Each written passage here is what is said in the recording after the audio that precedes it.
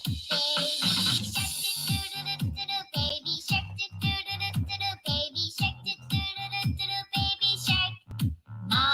shark do do do do do do. Mommy shark do do do do do do. Mommy shark do do do do do do. Mommy shark. Daddy shark do do do do do. Daddy shark do.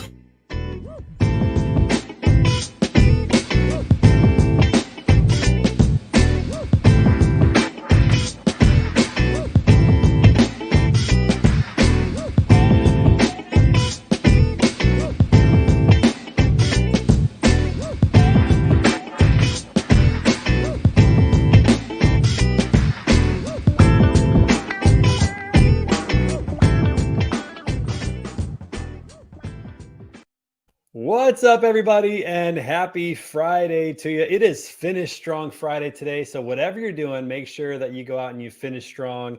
Get after today. The weekend's going to be better. That steak's going to taste that much sweeter tonight from the grill if you get after today, so make sure that you finish strong. And while you're at it, you might as well go over to our swag store and pick up some merch to be a part of our team. Hey, everybody, I'm Trey Griggs with Beta Consulting Group, and we are here for another episode of Standing Out, a daily podcast about sales, marketing, and leadership. And we would love for you to check us out on our website at betaconsultinggroup.com. See how we're helping companies tell their stories to truly move out of obscurity into becoming a household name. We love telling the stories through social media management and content creation, podcasting, whatever form or medium that we can use to tell your story, because you're the only one who can tell your story. So check it out. And while you're there, like I said, go to our swag shop. It's up and running. It's our grand opening here in the month of August.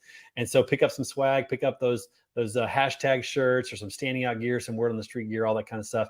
Make sure you use coupon code beta-GO to get 30% off and become a part of the community of people that are pursuing excellence every day, which is what we're all about here. Also, while you're there, give us a little feedback on the website. We're about to change it. We'd love to hear your thoughts on how we can make it better. I want to give a shout out to our sponsor, TAFS. These are the good guys in freight factoring. They're helping those owner operators and carriers keep those wheels turning with all kinds of discounts, fuel discounts, tire discounts, obviously cash flow through factoring, insurance discounts, and everything else to make sure that drivers are educated and they have the tools they need to keep those wheels turning in any market. And the easiest way to find out about them is to simply click on the link that Morgan's going to put into the show notes today. That takes you right to my landing page with TAFS, so you can get started with them immediately. And if you're a freight broker, you can become a referral partner, so you don't have to be a carrier to benefit from working with TAFS or the good guys in freight factoring. Well, hey, listen, we've had a phenomenal week of shows this week. You can go back and catch all of them on demand at any time, from Monday's show with Eric Kruger to today's show, which I'm really excited about our guest today. It's going to be an awesome show. So looking forward to that. And then also, because it's Friday, make sure that you come back in just a little over an hour for episode 119 of Word on the Street. We're going to have Eric Kruger on that as well. We're going to be talking about back office. We're going to be talking about NFL stuff and all kinds of news, live golf, all kinds of other stuff that's going on in our world today. So make sure you come back and check that out. That's going to be right here on LinkedIn Live, Twitter, Facebook, or YouTube. So look forward to having you there as well. All right, well, hey, listen, we got a dynamite guest today for our final show this week. I certainly don't want to take any more time away. She is a leader in the space. Met her at TMSA. Her company's doing a lot of great stuff when it comes to lead generation for sales and marketing. So I can't wait to have this conversation today. Please welcome, from Lead Coverage, Kara Smith-Brown. Hey, Kara, how are you? Hey, living the dream. Thanks for having me. Living the dream. I know. Good to have you on the show today. How's everything going? Awesome. We are hiring and moving and shaking. Actually, just found out our Inc. 5000 number today. I can't tell you what it is until next week, but it's one of those like Kudos. Moments, right? Those That's like awesome. moments where you've like made it, Inc. 5000. It's super exciting. So big day for us. We've made it. No, that's so exciting. Congratulations on that. Thanks. And for those who don't know about you, who you are, and what you guys do, give us a little 30-second rundown. Yeah, 30-second rundown. I was number 12 at Echo Global Logistics 1 million years ago. Wow, yeah. Yeah, my name is actually on the Echo IPO press release, which is a true story. Nice. You got a plaque up there somewhere? You got your name etched in the wall somewhere? I don't know. It's not etched in the wall anymore, but you know, 2006, 2007, 2000 to 2009, I was there, and it was awesome. Had a great ride. Loved everything about working there. Ended up moving from there to OHL. OHL became Geodis, all the things. And turned all of that into an agency, partnered with Will Haraway, who does AR and PR for us. And then my team does really the lead gen engine. We have an in-house SDR team for our clients. So we do anything that touches the funnel for our clients, except what you do, which is really kind of fun. So we don't do like your hardcore content creation. We don't do websites. Your logo is fine. So is your website. We do the math behind marketing and lead gen. So anything that touches the funnel, but mostly math. No, that's fascinating. And I can't wait to get into that today a little bit more, but Yeah. I want to go back just for a minute. So were you doing marketing at Echo, or were you moving freight? Were you slinging freight? What were you doing? Yeah, no, I was the sort of first and only marketing person for forever I'm until the impressed. IPO. Yeah, it was super fun. So Yeah. on the floor next to sort of all the brokers every day, all day, and watched Doug Wagner get hired, which was kind of cool. I was there Wow, sort of yeah. before the man You're himself. dating yourself here. Huge. Yeah. I know, I'm so old. Don't tell anyone. Huge fan. Had such a blast, right? And my dad was like, hey, you should go work for this company. All startups fail, so you should expect this company will fail, but it's fine. You're like 22. And 3 years later, I was like, hey, Dad, What this good company's advice I was from such your good advice. dad. Yeah, such. Oh my great- gosh. he's- Okay, sorry. My That's dad just is a great advice. gem. Kudos He's to your dad. amazing. Yeah. And he was like, yeah, you should go do this, but it's going to fail, but you're really young and like you'll rebound. And I came back 3 years later. I was like, yeah, so we're going to do this thing called an IPO. That's like a good thing, right? He was like, okay, like, don't be a jerk, right? And I've stayed in the industry ever since. I love it. You know, it's a place. I was just talking to someone else about this week. It's a place where you don't have to go to Harvard or Yale to make an amazing impact. And the speed at which things change and move, and from a marketing perspective, the shocking number of companies that are relatively unsophisticated in their marketing tech or the marketing tech stack, but are still billion-dollar companies. Like Amazing. the world is endless for us, right? So I sometimes call it a $2 trillion market run by 2,000 people, which I think is awesome. And so it's just been such a dream. And then the last 2 years of having private equity and venture capital sort of figure out that supply chain exists has given a whole new sort of breadth and scope and scale, and then talent, right? The talent we've been able to get in our company just inside Lead Coverage, because people want to have access to the supply chain community, has been awesome. Yeah, no, that's amazing. But I got to go back to your dad for a minute, because, Yeah. you know, like my kids are 14 and 12. We're starting to have those conversations about what do you want to do when you get older. And I think a lot of times parents want their kids to be stable and secure and just get a job and be able to get off the payroll. But is there ever a better time to take a risk than when you're 22, you have no family, no bills, you know, you could live on $500 a month if you had to, probably.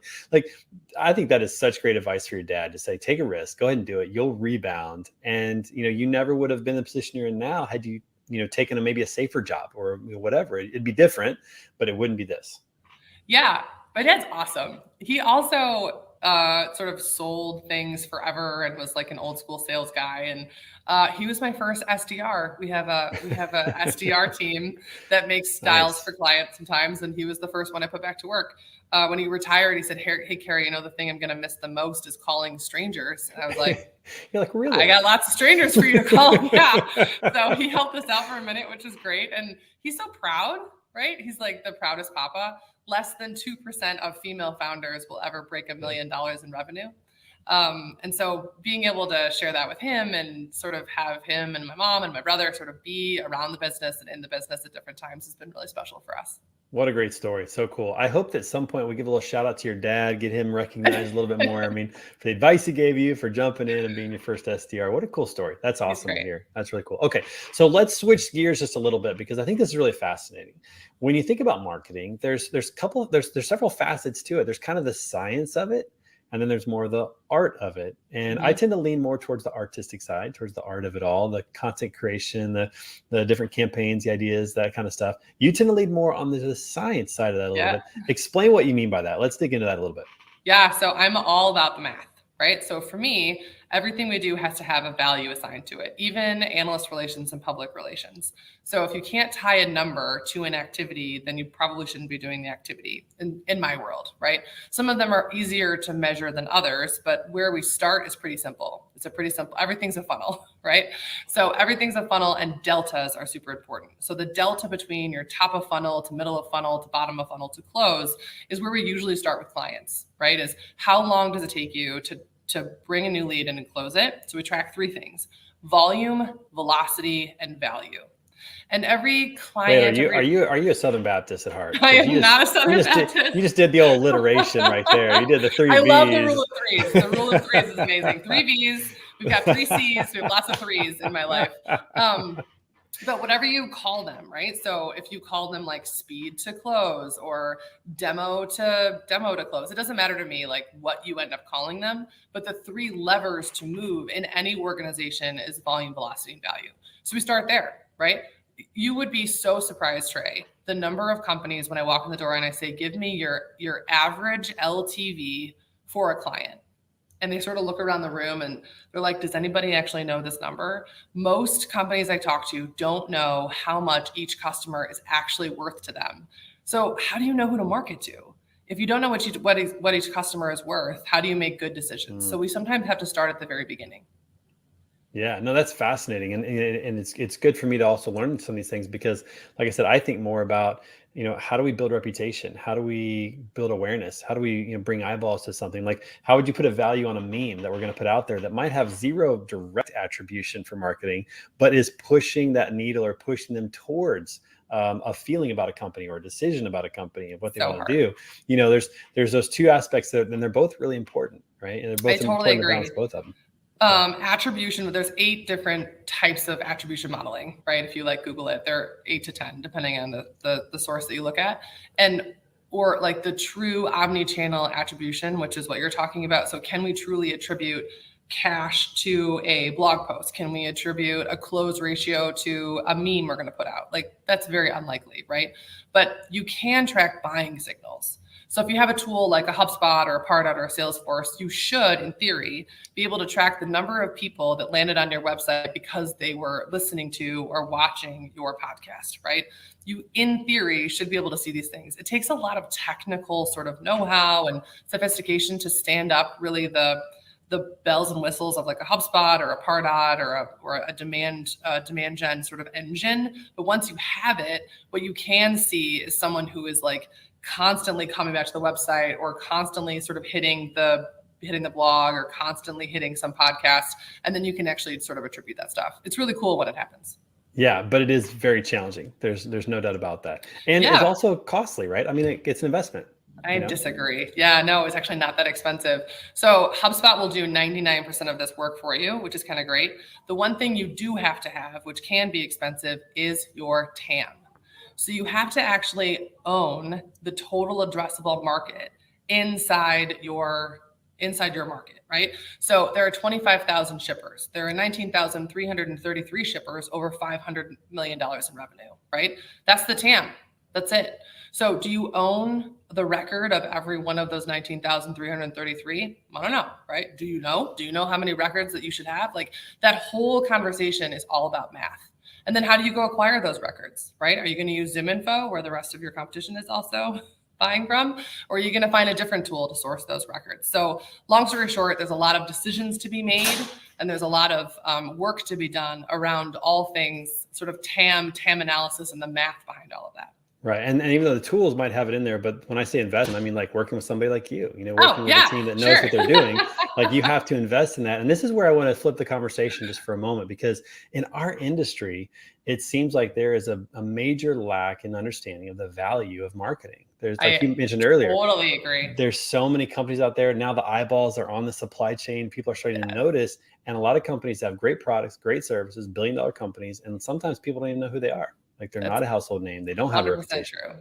Yeah. And it's hard. It's hard to compete with the folks that are spending, oodles and oodles of money on all things marketing, right? How do you compete with a Flexport? How do you compete with a Stored, right? I mean, those guys are spending outrageous amounts of money on marketing. And, I'm not on their marketing teams. Neither one of those customers are customers of mine. So I don't know how much they're actually spending, but I mean, I see them everywhere, right? Like, you would assume that they are, and they raised a bunch of money.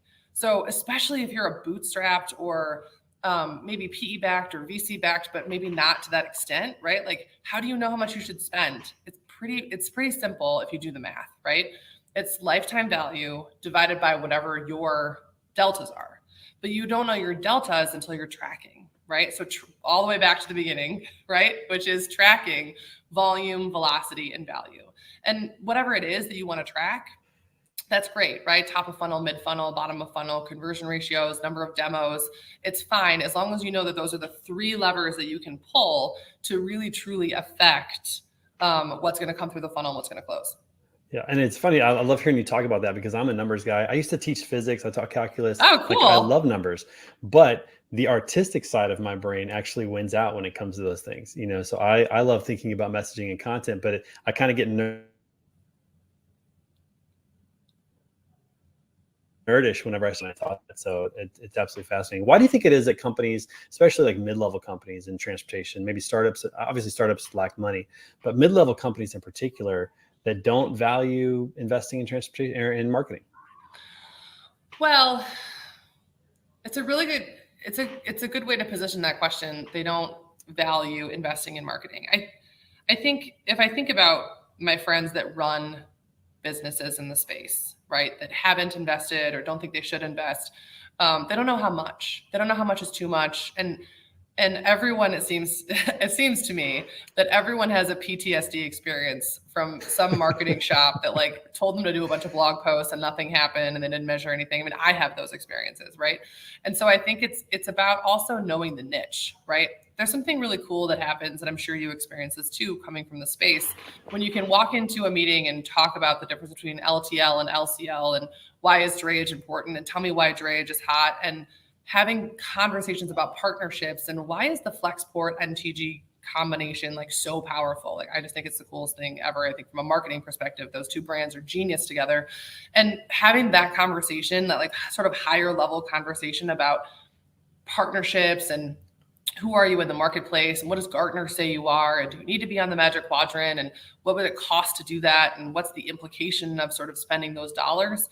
Those are high level conversations, and 9 times out of 10 there's no one on the leadership team at these companies that's making the argument that this is something that we should spend money on, because people just don't have exposure to it, right? But I mean, you mentioned TMSA at the top of the show.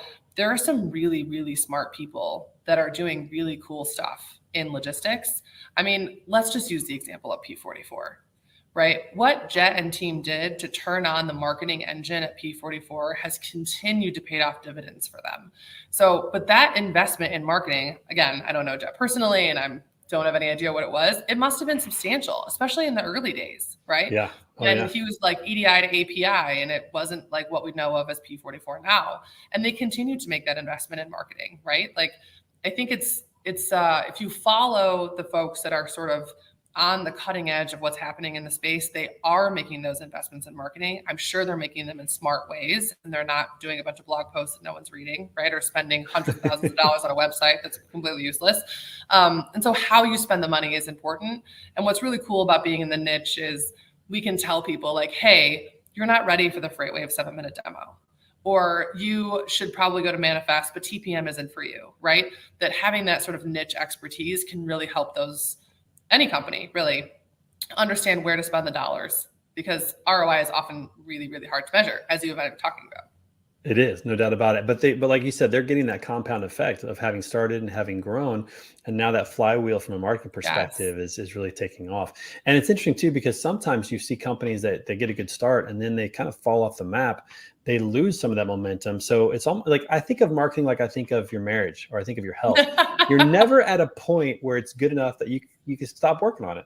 Like, I appreciate that very much. I use that analogy when I talk about CRM. And people will ask me, so we're a HubSpot diamond shop. I'm also a former Salesforce admin, so we can do both. And people will ask me, well, when are we done with the CRM implementation? And I'm like, never really, right? When you closing the doors. Yeah, exactly. I feel the same way. And I feel the same way about marketing, right? That we have a saying in the company, like, we don't do random acts of marketing. Right. So I like that. Spending I think trade shows are awesome, right? Like, I love everything about trade shows for marketing, but putting up a big booth at a trade show, having no actual strategy around who's going to the show, does anyone know you're going to be there? What's your sponsorship opportunity? How do you follow up? And just counting on your sales reps to follow up with the hundreds of business cards is like sort of the way we've always done things. But fact of the matter is, like, I can put all of those email addresses into a sequence that will tell me who is interested in what's going on at this company before anyone will actually make a phone call. Can I talk a little bit about intent data? Is that okay with you? Absolutely. Although I will say this, trade show strategy is so critical. And if you do put a booth up, you got to keep putting a booth up. So you got to make sure that you want to make that investment, because the last thing you want to do is put a booth up and then the next year you're gone. It just looks that bad. And, trade shows are also great for press, right? Like you go to trade shows. I'm sure you have shows at trade shows, right? You put people on camera at trade shows. Like shows are a great place to get yourself. I'll see you at CSCMP, right? That's right.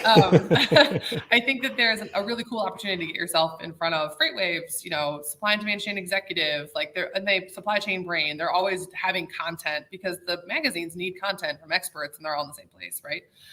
But what really gets me excited about sort of all things marketing technology is intent data. So I'm going to slow down just a second and spend just a minute explaining what it is, because 99% of the people I talk to in our space, it sort of goes over their head. That's right. Yeah. So everyone knows about Google cookies, right? So we'll start it there. So I don't know, you look like you might play the guitar. There's a guitar behind you, right? So I do play guitar a little bit. Excellent. Not great, but I can play some. So you go looking for a new guitar, and then all of a sudden you're on Amazon or Instagram or whatever, and you are being retargeted for guitars for like a week, right? That's basic intent data. The B2C community has been doing this for, you know, as long as Facebook's been around. They've been cooking you and following you around, right? We can do the same thing in B2B, and we should. The other thing we can do is we can see those intent sort of signals by our clients at scale. So there's three kind of tools to do it. One is your internal, so your HubSpot intent data or your Salesforce intent data is all for you. That's your primary intent. Folks coming to your website, folks reading your stuff, folks like coming to your show, right? These are individuals that you want to know have shown active interest. The second is secondary, not very sexy, second is secondary. Secondary buying signals. This is Bombora. Easy to remember. So this is Bombora. This is almost free. A tool called Sales Intel, which is my favorite tool, comes with Bombora data. It's awesome. You could see, hey, I'm gonna load up this 1,000 sort of shipper list. I'm going to see anyone who's showing any buying signals against LTL or OTR or reefer, and I can see the companies that are sort of interested in buying these products. It's really cool. The third level, which is really sexy and really expensive, is tertiary intent data. Third, tertiary, like that. And these are two sort of very specific tools, 6sense and Demandbase. We like both. We're a partner of both. But what's really important is you can load up your list of shippers.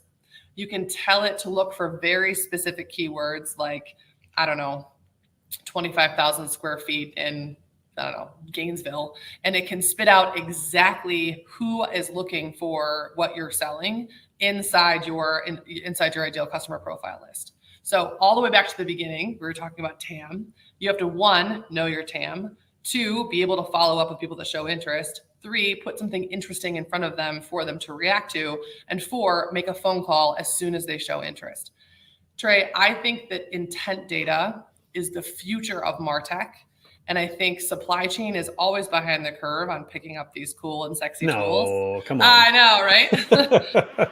But I think this is one that everyone should be aware of. And when we start talking about ROI and attribution, an actual intent data tool will change the lives of everyone in supply chain. It's really cool. No, that's awesome to hear. And this is, you know, when I talk about, you know, marketing, I think sales and marketing is really one team with two distinct, you know, passions of what they're doing. But, you know, think about salespeople that they'll get a prospect on the phone, whether it be an inbound or outbound or whatever, and they have no idea the intent of that buyer. Yeah. You know, they're starting from the beginning every time. They're starting, or maybe they're not even starting from the beginning. They're just starting to pitch right away or whatever they're doing. They don't understand the intent. Some buyers are like, here's my credit card, just help me sign up. But you won't know that if you don't have any data around that or understand what's going on. And you can certainly shorten sales cycles. You can make salespeople more successful if sales and marketing teams will work together on this and put the right data in front of the right people. Which goes back to volume, velocity, and value. So can I go faster at clients that will be more profitable by putting more volume of those specific humans into my pipeline? So how do I go after the 20% of the marketplace that's going to pay me the most money and leave off the 80% that aren't going to close anyway, right? Make everything more efficient. I'm super excited about sort of all things MarTech that are coming, because I think this is coming pretty fast for us. I love it. I mean, I'm sitting here geeking out just hearing you talk. It's just fabulous. I'm sure that people in the audience are loving it as well. So let me ask you a question about this. I'm going to switch real quick because we're kind of getting towards the end here. I want to touch on this just a little bit. How long have you been a part of TMSA and what's been going on there? Oh man, in 2008, also dating myself, OGs here. I know, OG, right? I hosted the TMSA at the Echo office in Chicago. So I've been on and off again for the last, almost 15 years. That's aging Nice. myself. That's incredible. Well, it's Yeah. amazing. So I've been in sales and in transportation for the last 10 years, mainly tech sales and things like that, but never been to the TMSA. I'd never gone before. And Oh, this I'm year so got to glad you go. came. I know, got to Yeah. meet so many amazing people. I could not believe the quality of the people there and Yes. the level of collaboration. It I'm, was I'm great. I'm still blown away by that, and seeing like what you do is different than what I do. How can we work together? How can we help Yes. our clients get the max value by helping each other? I totally And agree. I've seen so many people willing to collaborate. Nathan Mysterian and Jill Schmig and just so many others. Holly Laboda, just awesome people that we've already had these collaborations. And after this conversation, I think that we need to have some more offline conversations as well. And I'm in. I talk would about love to put some of your content into my clients' engines because, like I said before, we're not we do content, but it's more like thought leadership and sort of, more to, I'm just going to use the word snooty, which is not the way it's meant to be. But it is. We're not a creative shop, right? We're not going to change the color of a logo or recommend that someone do something crazy. But I do think crazy stuff works. We're just It sort of not does. the shop to Yeah. execute that. But on the TMSA thing, I do want to share, we are hosting a webinar on the 10th, Will and I, all about this volume, velocity, value, Nice. share September good news, 10th. track interest. Yeah. Correct? Yes. Is that right? Yes. Yeah. No, Very August cool. 10th. Oh, it's coming. Okay. All right, cool. Very good. Yes. So I can catch it on demand. Yeah, very On good. demand. Yes. Man, I should probably get the date right. Yes, it's gonna be awesome. And it's one of those so going back through the TMSA and making sure that everyone sort of has what they need to be super successful and sharing, right? Like we're not charging for it. It's definitely our secret sauce. We want to make sure that everyone has access to it because what lifts us up will lift the entire industry. So that's awesome. 100%. And I think that's what it's all about is like raising the level of knowledge and understanding and investment in marketing in general for our industry and telling those stories. Like that's for me. I love telling the stories. I love for people to be able to tell those stories about their company, hearing your story today, going from number 12 at Echo to where you are today. Like those are great stories to tell because it builds trust. It builds this idea of kind of familiarity. And I love that. Like to me, that's exciting. And TMSA is one of those places where if you're not a part of TMSA, I would encourage you to become a part of it. It is the most economically efficient membership I think that's out there. So, go to I think it's tmsatoday.org and you can become a member. We got an executive conference coming up. There's obviously in October. Here in Atlanta. That's right. Yeah, in October. come on down. And then in June we're going to be back in Savannah, Georgia for the annual conference. So just a lot of good people there, a lot of good things happening there. And if you're a company out there that's watching this and you're like, man, I need to either learn more or get connected more, TMSA is the place to do it. And I would just say, if you're not following Kara Smith Brown on LinkedIn, what are you doing? Like you got to do that. I do so go post do that a lot for sure. to LinkedIn. Like there's a lot of posting to LinkedIn, but there's a secret sauce behind that. And if you want to know about it, feel free to reach out. There is. Hey, I post a little bit on LinkedIn as well. Yeah, so do you. Yeah, you know the system. We both do a little bit of that as well, but no, it's great. So it's awesome. Well, Kara, thank you so much for being on the show today. I hope you'll come back in and see us again. Heck yeah, this was super fun. Thanks for the time. I appreciate it. No, it's awesome. And everybody else is watching, thanks so much for checking out this episode. Catch all the episodes this week on demand and make sure you're back here next week on Monday. Episode, I think it's I don't even know what we're on now, 119. It's crazy. That just keeps going. We're loving it, having a good time. But make sure you come back and check that out. We'd love to see you guys here as well. And everybody have a fabulous weekend. Don't forget, 1 hour from now, Word on the Street's going to be going live. So make sure you come back and check that out. We'll have a good time with that. And we'll see the rest of you on Monday. Have a great weekend, everybody. Thanks, Kara.